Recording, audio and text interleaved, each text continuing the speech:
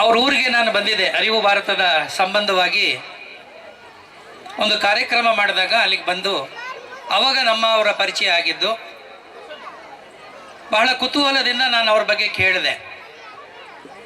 ಅತ್ಯಂತ ಪ್ರತಿಭಾವಂತರು, ಸಾಮಾಜಿಕ ಕಳಕಳಿ ಮತ್ತು ಬದ್ಧತೆ ಇರತಕ್ಕಂಥ ಡಾಕ್ಟರ್ ಮಂಜುನಾಥ್ ರೆಡ್ಡಿ ಅವರಿಗೆ ಶಿಕ್ಷಣದಲ್ಲಿ ಆಸಕ್ತಿ ಹೇಗೆ ಬಂತು ಅನ್ನೋದು ನನಗೆ ಬಹಳ ಕುತೂಹಲವಾಗಿತ್ತು. ಅದರ ಹಿನ್ನೆಲೆಯನ್ನು ಹುಡುಕ್ತಾ ಶುರು ಮಾಡಿದಾಗ ನಾನಿವತ್ತು ಅವರ ತಂದೆಯವರ ಪಕ್ಕದಲ್ಲಿ ಕೂತ್ಕೊಂಡು ಮಾತಾಡ್ತಾ ಇದ್ದೆ. ಸನ್ಮಾನ್ಯ ಶ್ರೀ ಸುಬ್ಬಾರೆಡ್ಡಿ ಅವರು ಹೇಳ್ತಾ ಇದ್ರು ಹೇಗೆ ಅವರ ಮಗ ಬೆಂಗಳೂರಿನಲ್ಲಿ ಇದ್ದುಕೊಂಡು ಕೊನೆಗೆ ಇದೇ ಊರಿಗೆ ಬಂದು ಒಂದು ಶಾಲೆಯನ್ನು ಪ್ರಾರಂಭ ಮಾಡ್ತಕ್ಕಂಥ ಇಚ್ಛಾಶಕ್ತಿಯನ್ನು ಪ್ರದರ್ಶನ ಮಾಡಿದ್ರು ಅಂತ.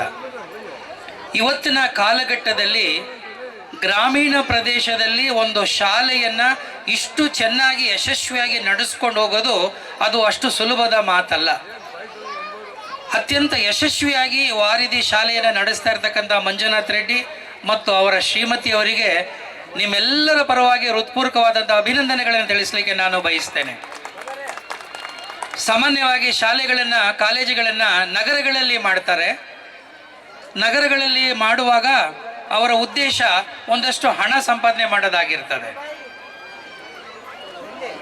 ಮುಳಬಾಗಿಲಂತ ಈ ತಾಲೂಕಿನ ಈ ಗ್ರಾಮದಲ್ಲಿ ಈ ಶಾಲೆಯನ್ನು ಮಾಡಿ ಅವ್ರು ಹೇಳ್ತಾ ಇದ್ರು 12 ವರ್ಷದ ಹಿಂದೆ 12 ವಿದ್ಯಾರ್ಥಿಗಳೊಂದಿಗೆ ಪ್ರಾರಂಭವಾದಂಥ ಶಾಲೆ ಇವತ್ತು 9 ವರ್ಷದಿಂದ ಪ್ರಾರಂಭವಾದ ಶಾಲೆ ಇವತ್ತು 500ಕ್ಕೂ ಹೆಚ್ಚು ವಿದ್ಯಾರ್ಥಿಗಳನ್ನು ಹೊಂದಿದೆ ಅಂತಂದರೆ that it self is A great achievement on the part of doctor Manjunath Reddy and his team.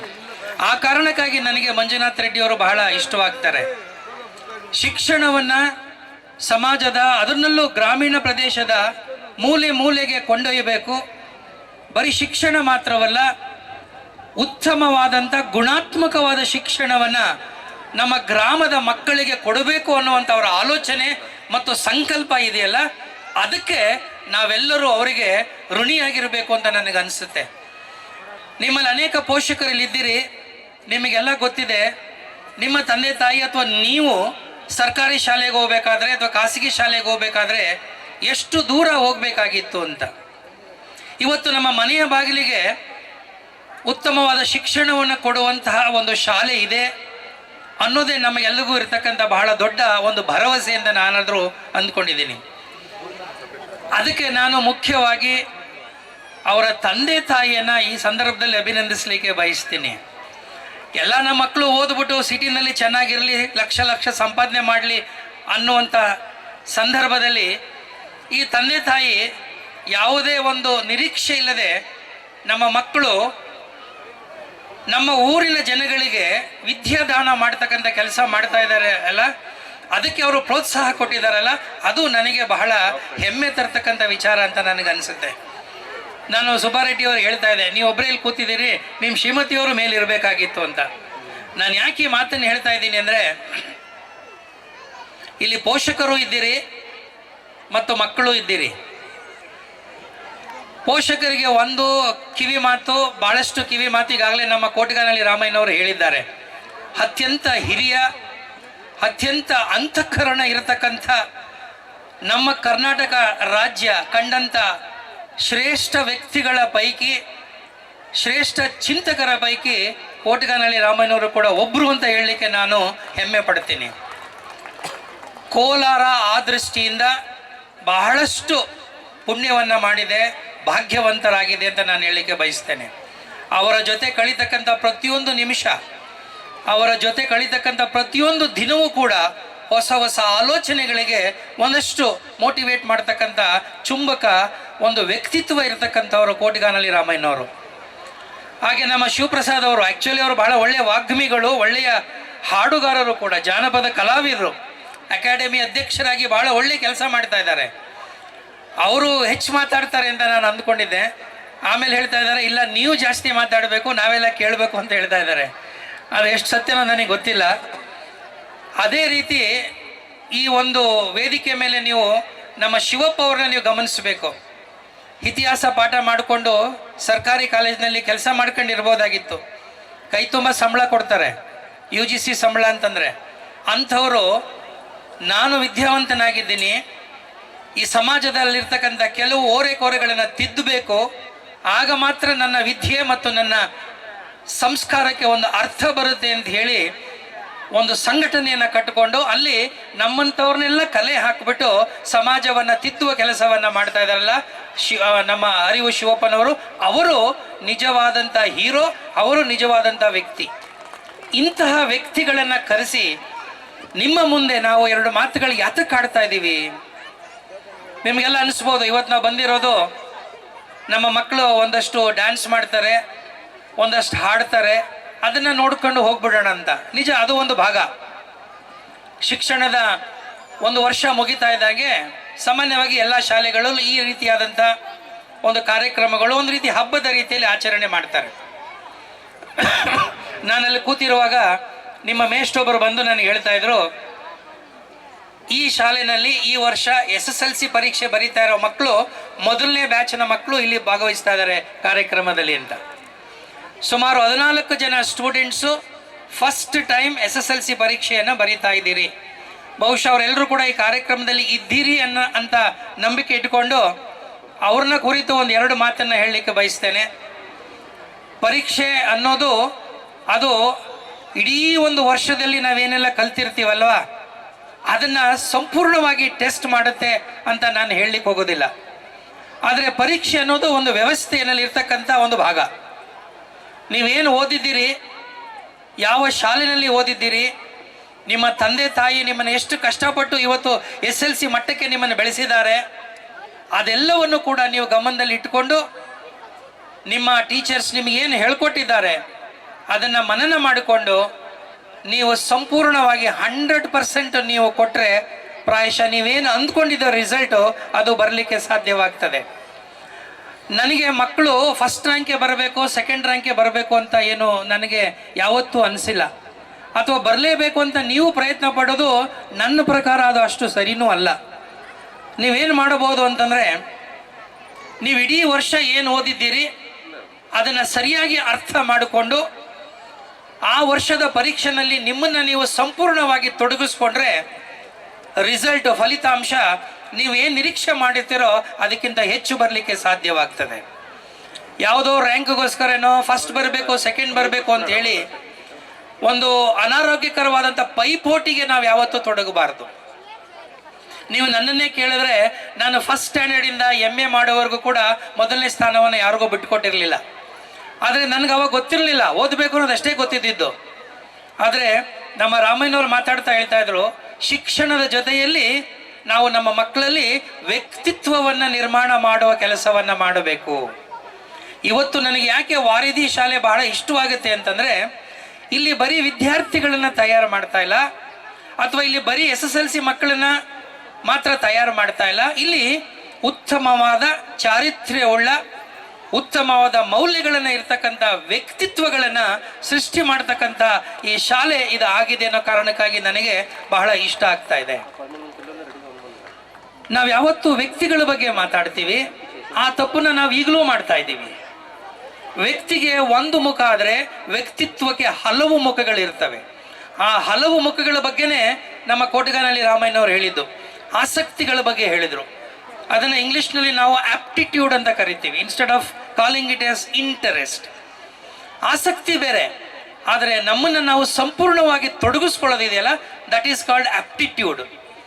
ನಿಮಗೆ ಯಾವುದ್ರೊಳಗಡೆ ಆ ರೀತಿಯಾದಂಥ ಒಂದು ನೀವು ಅದನ್ನು ಗೀಳು ಅಂತ ಕರಿಬೋದೇನೋ ಅಂತ ಅನಿಸುತ್ತೆ. ಆ ಗೀಳನ್ನು ಬೆಳೆಸ್ಕೊಂಡ್ಬಿಟ್ರೆ ಬಹುಶಃ ಅದು ಕಲೆಗಾರಿಕೆ ಇರ್ಬೋದು, ಹಾಡುಗಾರಿಕೆ ಇರ್ಬೋದು, ಅಭಿನಯ ಇರಬಹುದು, ಮಾತುಗಾರಿಕೆ ಆಗಿರಬಹುದು, ಯಾವುದೇ ರೀತಿಯಾದಂಥ ಪಠ್ಯವಲ್ಲದಂತಹ ಒಂದು ಪ್ರತಿಭೆಗಳನ್ನು ನಮ್ಮ ಮಕ್ಕಳು ಬೆಳೆಸ್ಕೊಳ್ಳೋಕ್ಕೆ ಸಾಧ್ಯವಾಗೋದಾದರೆ ಬಹುಶಃ ಅದು ನೀವು ನಿಮ್ಮ ತಂದೆ ತಾಯಿ ಮತ್ತು ನಿಮ್ಮ ಶಿಕ್ಷಣಕ್ಕೆ, ನಿಮ್ಮ ಶಾಲೆಗೆ ಕೊಡ್ತಕ್ಕಂಥ ಬಹಳ ದೊಡ್ಡ ಒಂದು ಕೊಡುಗೆ ಅಂತ ನಾನು ಹೇಳಲಿಕ್ಕೆ ಬಯಸ್ತೇನೆ. ಅನೇಕರು ಪೋಷಕರು ಇದ್ದೀರಿ ಇಲ್ಲಿ, ಬಹಳ ಸಂತೋಷ. ಪೋಷಕರು ಒಂದು ಭಾವನೆ ಏನಪ್ಪ ಅಂದರೆ, ನಾವು ಶಾಲೆಗೆ ಮಕ್ಕಳು ಕಳಿಸ್ಬಿಟ್ಟಿದ್ದೀವಿ, ಇನ್ನೆಲ್ಲ ಶಾಲೆ ನೋಡ್ಕೊಳ್ತಾರೆ ಅಂತ. ಸತ್ಯವಾಗಲೂ ನೀವು ಆ ರೀತಿ ಏನಾದ್ರು ಭಾವನೆ ಇಟ್ಕೊಂಡಿದ್ರೆ ಅದು ತಪ್ಪು. ಶಾಲೆಯಲ್ಲಿ ಮಕ್ಕಳನ್ನ ತಿದ್ದೋ ಕೆಲಸ ಮಾಡ್ತಾರೆ, ಶಾಲೆಯಲ್ಲಿ ಮಕ್ಕಳಿಗೆ ಪಾಠ ಹೇಳ್ಕೊಡ್ತಾರೆ, ಅವರ ವ್ಯಕ್ತಿತ್ವವನ್ನು ನಿರ್ಮಾಣ ಕೆಲಸ ಮಾಡಿಕೊಡ್ತಾರೆ. ಅಂದ ಮಾತ್ರಕ್ಕೆ ತಂದೆ ತಾಯಿಗಳ ಜವಾಬ್ದಾರಿ ಅಲ್ಲಿಗೆ ಮುಗಿದಿದೆ ಅಂತಲ್ಲ. ನಮ್ಮ ಶಾಲೆಗೆ ಓದಂಥ ನಮ್ಮ ಮಕ್ಕಳು ಹೇಗೆ ಓದ್ತಾ ಇದ್ದಾರೆ, ಯಾವ ರೀತಿಯಾದಂಥ ಒಂದು ವ್ಯಕ್ತಿತ್ವದ ಒಂದು ಬೆಳವಣಿಗೆಯಲ್ಲಿ ಅವರಿದ್ದಾರೆ ಅನ್ನುವಂಥ ಟ್ರ್ಯಾಕಿಂಗನ್ನು, ಮಾನಿಟರಿಂಗನ್ನು ನಮ್ಮ ತಂದೆ ತಾಯಿಗಳು ಮಾಡಬೇಕು. ಮಕ್ಕಳ ಬಗ್ಗೆ ಉಪೇಕ್ಷೆ ಮಾಡೋದು, ಮೊಬೈಲ್ ಬಗ್ಗೆ ಹೇಳ್ತಾ ಇದ್ರು ನಮ್ಮ ರಾಮಯ್ಯನವರು ಅಲ್ವಾ. ನಮಗೆ ಗೊತ್ತಿದೆ, ನಾವು 3 ಹೊತ್ತು ಮೊಬೈಲ್ ಜೊತೆಲಿ ಕಾಲ ಕಳೆಯುವಾಗ ನಮ್ಮ ಮಕ್ಕಳಿನ ಮೊಬೈಲ್ನ ಬಳಸಬೇಡಿ ಅಂತ ಹೇಳಲಿಕ್ಕೆ ಯಾವ ನೈತಿಕತೆ ಇರ್ತದೆ ನಮಗೆ?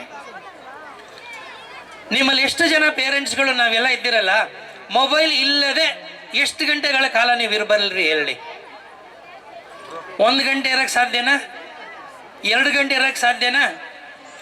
ಯಾವತ್ತು ನಿಮ್ಮ ಕೈಲಿ ಈ ಮೊಬೈಲ್ ಟೆಂಪ್ಟೇಷನನ್ನು ತಡ್ಕೊಳ್ಳುವಂಥ ಇಚ್ಛಾಶಕ್ತಿ ಬರ್ತದೆ, ಅವತ್ತು ನಿಮ್ಮ ಮನೆಯಲ್ಲಿ ಬಹಳ ದೊಡ್ಡ ಸುಧಾರಣೆ ಆಗುತ್ತೆ ಅಂತ ನಾನು ಹೇಳಲಿಕ್ಕೆ ಬಯಸ್ತೇನೆ. ನಾವು ಜೀವನದಲ್ಲಿ ಯಾರಿಗೂ ತಲೆ ತಗ್ಗಿಸಬಾರ್ದು ಅಲ್ವಾ. ಈ ಮೊಬೈಲು ಎಂಥ ಪಾಪಿಷ್ಟು ಕೆಲಸ ಮಾಡ್ತಾ ಇದೆ ಅಂದರೆ, ತಲೆ ತಗ್ಗಿಸಿ ಇರುವ ಹಾಗೆ ಮಾಡ್ತಾ ಇದೆ ಮೊಬೈಲ್. ನೀವು ಯಾವತ್ತಾದ್ರೂ ಮೊಬೈಲ್ನ ಹಿಂಗಿಟ್ಕೊಂಡು ನೋಡಿದ್ದೀರಾ? ತಲೆ ಎತ್ತಿ ನೋಡಿದ್ದೀರಾ? ಅಂದರೆ ಮೊಬೈಲ್ ಅಂದರೆ ತಲೆ ತಗ್ಗಿಸ್ಬೇಕು.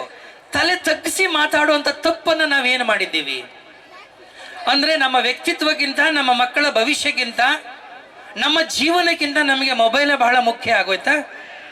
ಈ ಒಂದು ಸಣ್ಣ ಜವಾಬ್ದಾರಿಯನ್ನು, ವಿವೇಚನೆಯನ್ನು ನಾವು ಕಳ್ಕೊಂಬಿಟ್ಟಿದ್ದೀವ. ನಾನು ಭಾಳ ಸಂದರ್ಭದಲ್ಲಿ ಹೇಳ್ತೀನಿ, ನನಗೆ ನನ್ನ ತಂದೆ ಶಿಕ್ಷಣ ಕೊಟ್ಟರು ಅಂತ. ನನ್ನ ತಂದೆ ಡಾಕ್ಟರ್ ಆಗಿದ್ರು. ಎಲ್ಲರೂ ಕೇಳ್ತಾರೆ, ನಿಮ್ಮ ತಂದೆ ಏನು ಕೊಟ್ಟರು ನಿಮಗೆ ಅಂತ. ನಮ್ಮ ತಂದೆ ನನಗೇನೂ ಕೊಡಲಿಲ್ಲ, ಜನ್ಮ ಕೊಟ್ಟರು. ಅದರ ಜೊತೆಲಿ ನನಗೆ ಒಂದು ಶಿಕ್ಷಣ ಕೊಟ್ಟರು ನನ್ನ ತಂದೆ.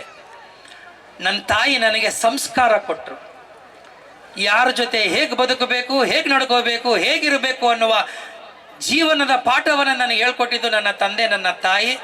ಈ ಸಮಾಜದಲ್ಲಿ ಹೇಗಿರಬೇಕು ಅಂತ ಹೇಳ್ಕೊಟ್ಟಿದ್ದು ನನಗೆ ನಿಮ್ಮಂಥ ಎಲ್ಲ ಜನರು ನನಗೆ ಹೇಳ್ಕೊಟ್ಟಿದ್ದು. ಕರ್ನಾಟಕದ 18 ಜಿಲ್ಲೆಗಳಲ್ಲಿ ಕೆಲಸ ಮಾಡಿದ್ದೀನಿ. ಇಡೀ ಕರ್ನಾಟಕದ ಜನರ ಋಣವನ್ನು ನಾನು ಈ ಜನ್ಮದಲ್ಲಿ ತೀರಿಸ್ಲಿಕ್ಕೆ ಸಾಧ್ಯವಾಗಲ್ಲ. ಯಾಕೆಂದರೆ ನಾನು ಹೋದ ಕಡೆಯಲ್ಲಿ ನನಗೆ ಅನ್ನ ಹಾಕಿ, ನೀರು ಹಾಕಿ, ನನ್ನನ್ನು ಮತ್ತು ನನ್ನ ಕುಟುಂಬವನ್ನು ಪೋಷಣೆ ಮಾಡಿರೋರು ನಮ್ಮ ಇಡೀ ಕರ್ನಾಟಕದ ಜನ. ಈ ಕೃತಜ್ಞತೆಯ ಮೌಲ್ಯವನ್ನು ನಾವೆಲ್ಲರೂ ಯಾವತ್ತೂ ನೆನಪಿಟ್ಕೊಳ್ಳಬೇಕು. ನನ್ನ ತಂದೆ ಬಹಳ ಓದ್ಕೊಂಡಿದ್ರು, ಡಾಕ್ಟ್ರು. ನನ್ನ ತಾಯಿ ಅಷ್ಟೊಂದು ಓದ್ಕೊಂಡಿರಲಿಲ್ಲ. ನನ್ನ ತಾಯಿ ಹೈಸ್ಕೂಲ್ವರೆಗೆ ಓದ್ಕೊಂಡಿದ್ರು. ನಮ್ಮ ತಾಯಿ ಇದಾರಲ್ಲ, ಅಜ್ಜಿ, ಆ ಅಮ್ಮ ಶಾಲೆಗೆ ಹೋಗಿಲ್ಲ. ನಮ್ಮ ತಾತ ಅವರು ಏನು ಸಣ್ಣದಾಗಿ ಕಲ್ತ್ಕೊಂಡಿದ್ರು. ಆದರೆ ನಮ್ಮ ಅಜ್ಜಿ ಇದ್ದಾರಲ್ಲ, ಬಹಳ ಗಟ್ಟಿಗಿತ್ತಿ, ಬಹಳ ಧೈರ್ಯವಂತೆ. ಜೀವನದಲ್ಲಿ ಏನೇ ಕಷ್ಟ ಬಂದ್ರೂ, ಜೀವನದಲ್ಲಿ ಎಷ್ಟೇ ತೊಂದರೆಗಳು ಬಂದರೂ ಕೂಡ ಸ್ವಲ್ಪನೂ ಹೆದರದೆ ಸಮಸ್ಯೆಗಳನ್ನು ನಿಭಾಯಿಸ್ಕೊಂಡು ಇಡೀ ಸಂಸಾರನ ತೂಗ್ತಾ ಬಂದರು. ನಮ್ಮ ತಾಯಿನೂ ಅಷ್ಟೇ, ಒಂದಷ್ಟು ಸಣ್ಣದಾಗಿ ಕಲ್ತಿರ್ಬೋದು, ಆದರೆ ಅವರಷ್ಟು ಧೈರ್ಯ, ಅವ್ರಿಗಿದ್ದಂಥ ಗಟ್ಟಿತನ ನಿಜಕ್ಕೂ ಯೂನಿವರ್ಸಿಟಿಲಿ ಓದಿ ದೊಡ್ಡ ರ್ಯಾಂಕ್ ತಗೊಂಡಂಥ ನನಗೆ ಕೂಡ ಇರಲಿಲ್ಲ ಅಂತ ಹೇಳಲಿಕ್ಕೆ ನಿಮಗೆ ಬಯಸ್ತೇನೆ.